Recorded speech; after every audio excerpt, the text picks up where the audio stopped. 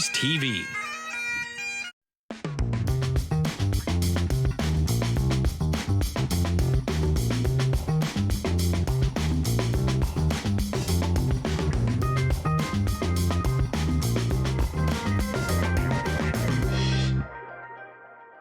Good evening and welcome to Addressing the Issues with me, your host, Andy Streisfeld. This is an exciting time for us because this is the end of our five-story arc in regards to voter apathy, and now we're dealing with voter apathy as it pertains to political hostility.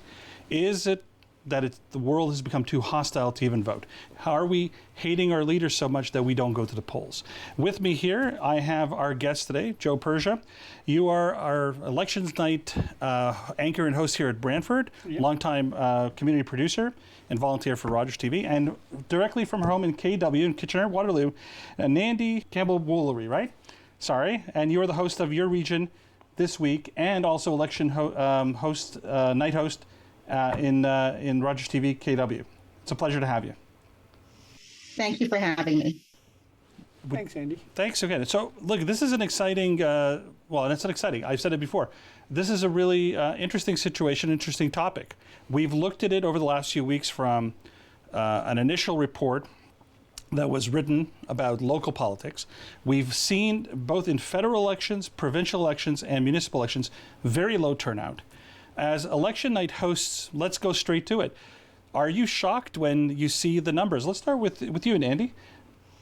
I am very surprised at the low turnouts, and it's just mathematically, right? I mean, things can go so much different if people really could have their say. And honestly, I am sort of frustrated when people in hindsight will express their frustration, which they're allowed to. But when you push and ask, okay, well, did you vote in the last election? And the answer is no, I did not. And it is absolutely. I do see that downswing because I have been covering elections of all types, right, municipal, federal, and provincial, and to see that that participation rate drop is very frustrating because. Democracy and how we've organized things, it's a really precious gift to us, and we don't utilize it fully in a first world country here like Canada. Joe, your thoughts on election nights? Well, I am going to put a little bit of a different spin on it. I was less shocked and far more disappointed, and to use a term that Andy just mentioned, frustrated, because I don't think we're doing enough of a good job in engaging the electorate. In my humble opinion, when you hear people talking about their base, they're talking about coalescing their base, and really what that does is solidify a group of similar interests around a cause or an issue, and then that more divides them from another group's base. And all that appears is a chasm between the two, and that divide is where the vast majority of people find themselves not caring as much about this issue or about that issue and falling in between, and then feeling that politics just isn't for me. It doesn't matter who I vote for. They're all the same. They have their opinions, and nobody's addressing the issues that are important to me. So, and here I am as an educator, thinking we need to start doing a better job in our high schools of educating and engaging a young and up and coming electorate so that they are more involved in the process right from the get-go. All right, so let's build on this point of frustration. So, Andy and Joe, you're commentators, you're members of the media, just like I am here. And I'm going to venture and say that when I was a young man in the 80s, it was a different time for politics. You know, we respected our political leaders. We followed the British tradition of some sort of courtesy that is given to political leaders. We saw at that time in the 80s when there were issues that were divisive like NAFTA and others, people had their discord, people had their anger, their frustration. But it never went as far as the quality of what we're seeing these days with barricades, with violence, with threats of violence. So, Anandi, I'm going to go to you. On election night, when you see the votes coming in and you have spent the whole period of time during the election, and you see this negative backlash coming, is there something more that you consider in regards to the negativity that we're seeing from the electorate? And is it coming out in the votes, or is it just always been there, but we have been blinded by this Canadian aura of being responsible voters? Well, my experience, my Canadian experience, in terms of politics. Now, I was born in Canada, and I did spend some time abroad, and I did come back in the 90s. So my experience of seeing politics change is over the last 30 years, actually exactly 30 years. And I know I can concur with your observation that there seems to be a bit of decorum around the political dialogue, where people could disagree with one another, or have their party affiliations, but it didn't come down to name calling, and as far as I know, it did not come down to violence. And seeing threats, like you did mention, like barricades, and I don't know if this is what you're referring to. I think of the convoy that was in Ottawa, and I don't even like to use the word convoy, but for the purposes of today, I'll just say, for shorthand, I'll just call it the convoy that was happening last year. That it was political, but it was directed at vaccination and health concerns. But I do feel it was a guise. There were other things at play. Because it trickled down actually it wasn't just an Ottawa thing, it trickled down to our region. And it actually personally affected me, because I manage a social media for a not-for-profit organization that looks after BIPOC causes. And I received threats from people who identified themselves as being the convoys. So, yeah, definitely, I've seen respectful dialogue and disagreement. It's okay to disagree. This is what our democracy is about. To actual threats being made, and threats were not made against me, but threats were made against friends and people in our community. So I hope that I don't think I answered fully the question, but I have seen the change, the reasons for it. I'm going to offer my theory of the changing social media. So people before that may not have had a platform, or may not have a voice, something like Twitter or Facebook or these various platforms, have amplified those voices that would not have had a platform before. All right, we're going to take a break, and then Joe, I'm going to let you add this topic in a minute. We'll be back with Addressing the Issues in a few moments.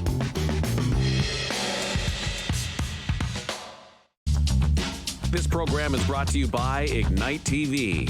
Now you're in command. Visit Rogers.com for more details.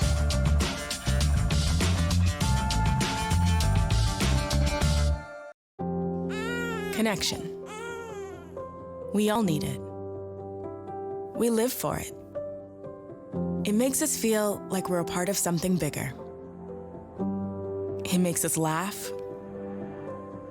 cry, and scream out for the world to hear. Connecting Canadians has been our focus for over 60 years, and it's just the beginning. Was that 4 or 5? He's lost count and still thinks he can drive. Do you think he knows that when he is caught and charged with impaired driving, he'll lose his license and a lot more? If he gets in his car, he'll face costs exceeding $20,000. Does he realize he could have a criminal record for his choice to drive? And it could be much worse if he crashes. Wonder what he'll be thinking tomorrow. I'm for have a Holden one at 15. Visit ArriveAlive.org to find out more. Arrive Alive. Drive so. For frank discussion on Canadian politics and issues that matter to you, tune in to Addressing the Issue with Andy Streisfeld, Fridays at 6:30 on Rogers TV.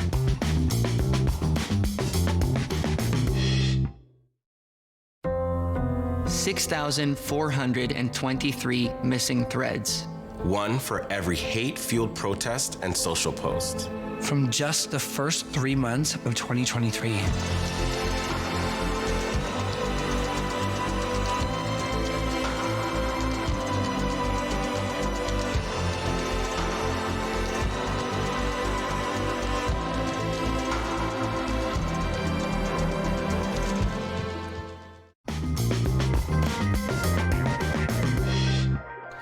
Welcome back to Addressing the Issues. And now, Joe, the topic that Nandy was speaking about on the political hostility and her point of view in regards to what she's seen. Let's see what your thoughts are. Well, before Nandy even mentioned the topic social media, I had written here social media in my notes. I was scribbling as she was speaking. But I want to talk a little bit. Andy, you had mentioned back when you were a young man in the 80s. Well, I'm a little older than you are, so I can go back to my undergrad studies, which actually occurred in the 70s, where I studied political science. And one of the things that, the Hegelian dialectic, which I tended to think was so profound at the time when I was studying university. You had this thesis, antithesis, which ultimately led to a synthesis. So, you can present your argument, the other person presents their argument, and somewhere in the middle, there's some middle ground that doesn't resort to name-calling or threats of violence. But unfortunately, the change that I've seen echoes the sentiments you both mentioned, and you've seen change over a shorter period of time. Myself, being the senior statesman here, has seen it going back to when Trudeau was Prime Minister in the 70s. So again, there has been this tremendous change. Social media has played a very important part, but again, only I believe, Anandi, only in terms of, again, activating a base. And when people talk about getting elected, this is the applied part of politics, not the political science part of it. It's the more political application. They talk about how many votes they need and how they can ensure that they've got they want to motivate their base, and they use these dog whistle kind of claims or these 30-second sound bites that are going to activate their base and make sure that their base supports them and gets their base out to vote for them. It does very little for the people who aren't interested in something that is said in that 30-second soundbite, other than to perhaps anger, frustrate them, or disenfranchise them, and not cause them to not want to be involved. But we are living in a time where political discourse has become, it's devolved into this name calling, and it's not okay for me to just disagree with you. You are the enemy if you don't hold my opinion. You are something, to be disrespected, not just not respected. All right, so let me take us during a time trip here. Okay, going back to my youth here. We've talked about Trudeau, a lot of hostility towards Pierre Elliott. But never to the point where there was danger to his life in any sense. Or stone throwing? Or stone throwing, or someone trying to ram the gates of his of Sussex Drive and whatever it is. We all know the famous story of how Justin was told by Pierre Elliott, you should never hate the man. So in the case of where he made fun of Joe Clark and they went to meet him at the Parliament in the cafeteria and whatever it is. We move forward now. We move to here we are now, 2017, 2018, 2019. And the Canadian Hate Network, which is run by leaders in this country who are specializing on hate groups and hate crimes, declared that federal election in 2019 was the most divisive, the most scariest in what coming to hate. I want to go one step further and notify and talk about the night of the federal debates, when I noticed that calm and cool, collected journalists like Barton and Pearl for the CBC were taking a very hostile tone to all the political leaders. Now, we're media people ourselves, and do we need to place ourselves at a higher standard, or is this coming back to the frustration that we're frustrated, they're frustrated, the people are frustrated, so the frustration comes no matter what? Let's take it back to you, Nandy, on that one. Well, I will be honest. I did not follow the debates. I've got many things on my plate, so I was not able to follow those debates. But I am noticing that overall in media that it's to take these, I'll use clickbaiting approaches. That definitely there's more provocative questions, perhaps even hostile. To get that reaction and to get that soundbite. And actually, I was if I could share a sort of an adjacent anecdote. Maybe I'm just too idealistic about how journalism should work. I'm kind of maybe too idealistic about politics as well. I had, like, this is, like I said, very adjacent. I had gone to TIFF many, many years ago to see Spike Lee do a talk. And it was actually the CBC that ran the article, and CBC I thought would have loved up Spike Lee, and I thought they would have done some sort of story on what he talked about. And really, what it was is their journalist asked a very provocative question on the red carpet, and Spike Lee, being Spike Lee, gave a very provocative answer. And then that was the sum total of Spike Lee's visit to Canada to TIFF, was this provocative thing that he said back, which reinforced the stereotype of him being this angry black man. And I was quite upset because it was a good talk. He spoke really, I learned so much in the 90 minutes that he talked. And my sister-in-law, was telling her the story, and she said, "Oh, and Andy, well, that's just journalism." And I said, that should not be journalism. At least journalism should have some sort of, be close to the truth in some way, and maybe I'm too idealistic, but I do understand it's there to generate clicks. I don't have to like it, though. Joe. Well, and Andy, and again, what you're talking about is so close to my heart, because for me, when you talk about social media, the S in social media is like an S with those two lines through it that make a dollar sign. And the M in media also represents money. Social media is a moneymaker. These provocative questions drive viewership, which bring people to networks, which, again, they use in terms of selling advertising.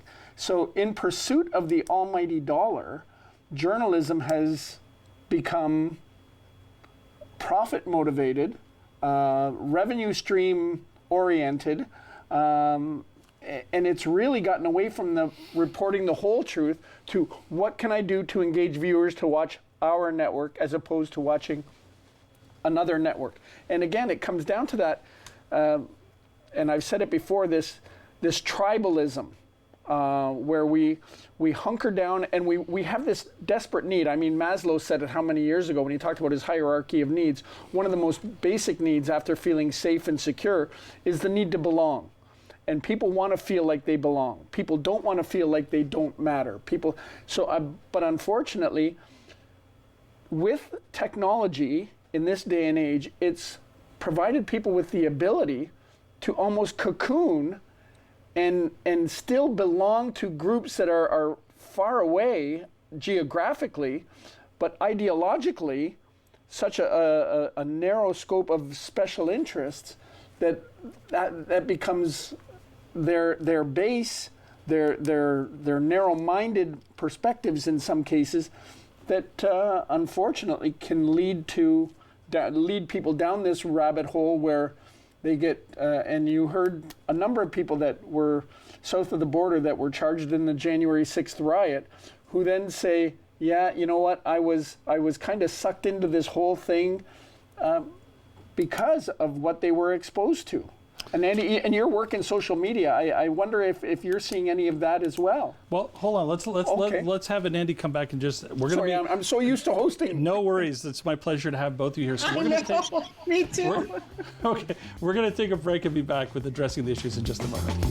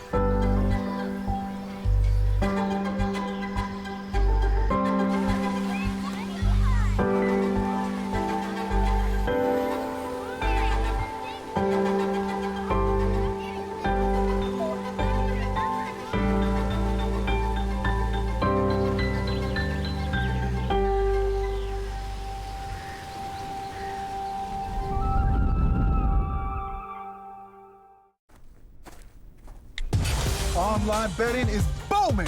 Booyah! Woo!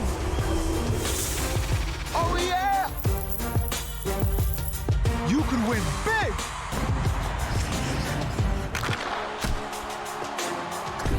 but you could also lose. There is risk with online gambling, and that's a reality nobody's shouting about.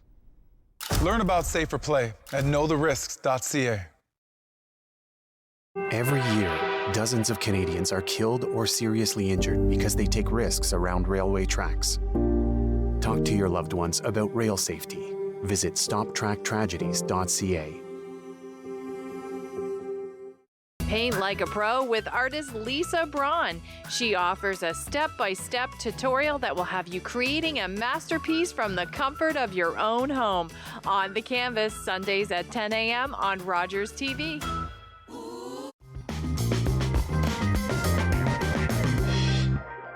Welcome back to Addressing the Issues. I'm here with Joe Persia and with Andy Campbell-Worlery from Kitchener on the phone. You were, we wanted to hear from you.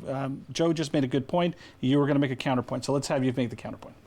I'm going to agree with you, and I will actually amplify, and I think I will probably blame the machine, or at least the shareholders of the people that own the machine. So in social media, as I understand it, is that algorithms are created so that if you like something, that's what's going to show up in your feed. So it's going to reinforce the beliefs that you had before. And I went through this with, during these last couple election cycles, and especially during the COVID-19 pandemic, where there was different information. Some of it was misinformation that was coming out. And, people would be sharing with me, and I'm saying, where are you getting this from? And I saw this on Facebook.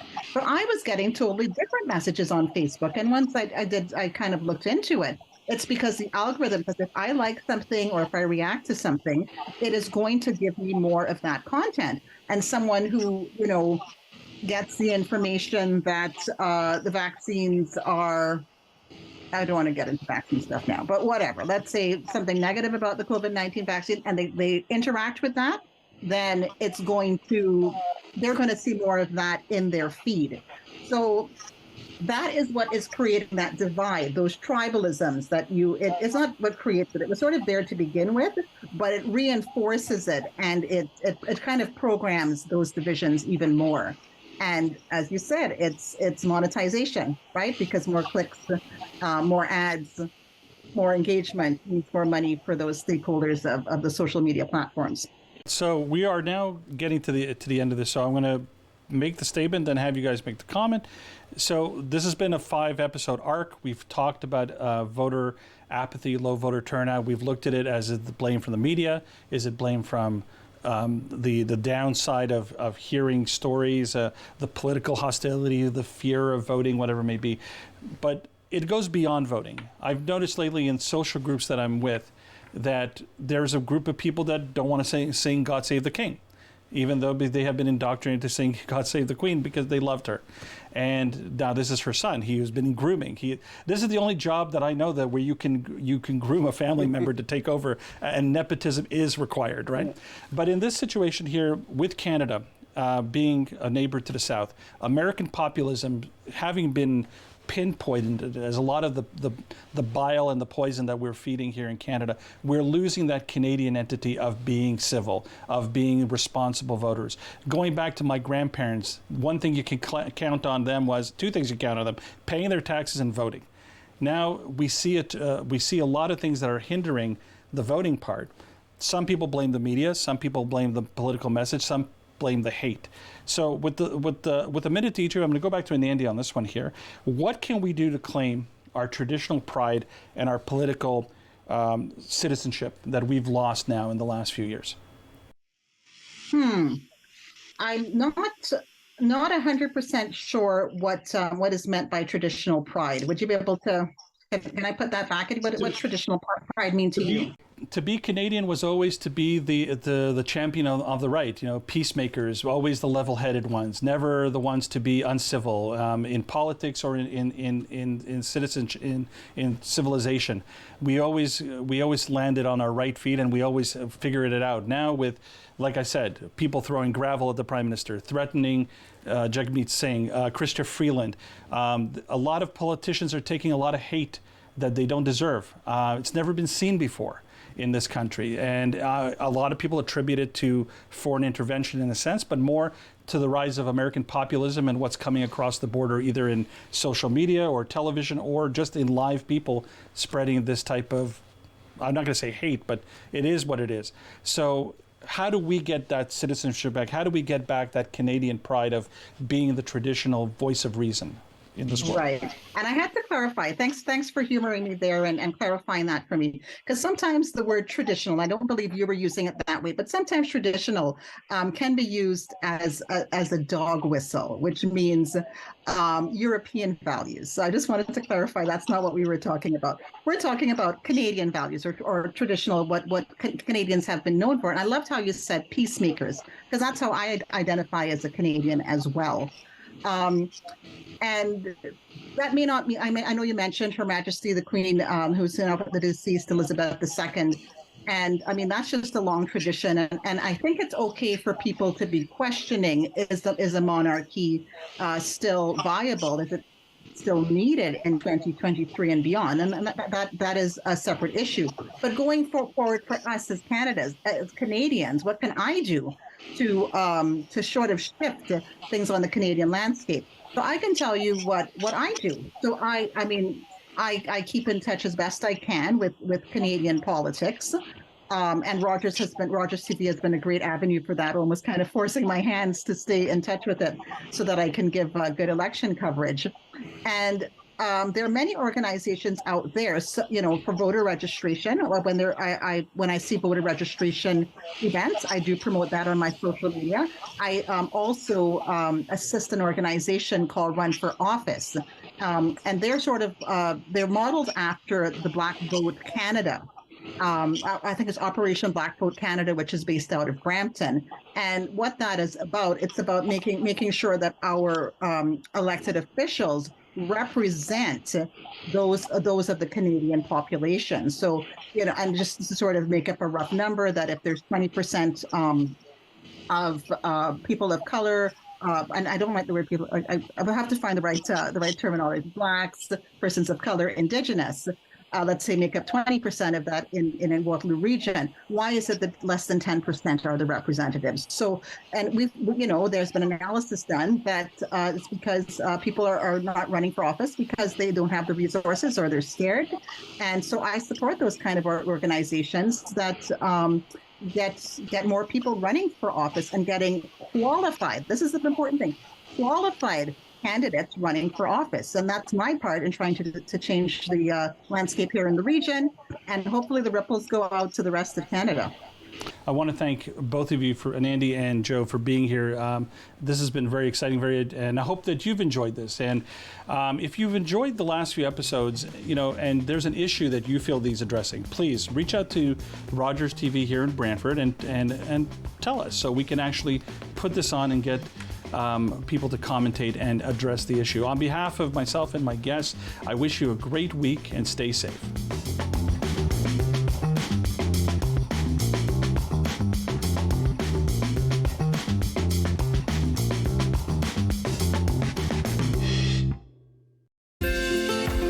Call the Rogers TV viewer response line, email us, or connect with us on social media.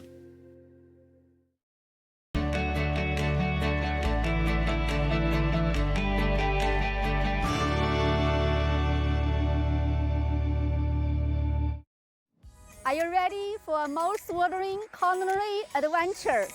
Join me on a taste of Grand River. From farm to table, we will explore the diverse food landscape in our community and meet passionate people behind our thriving businesses. So what are you waiting for? Come and join me every Wednesday on Rogers TV, 7 p.m. A taste of Grand River.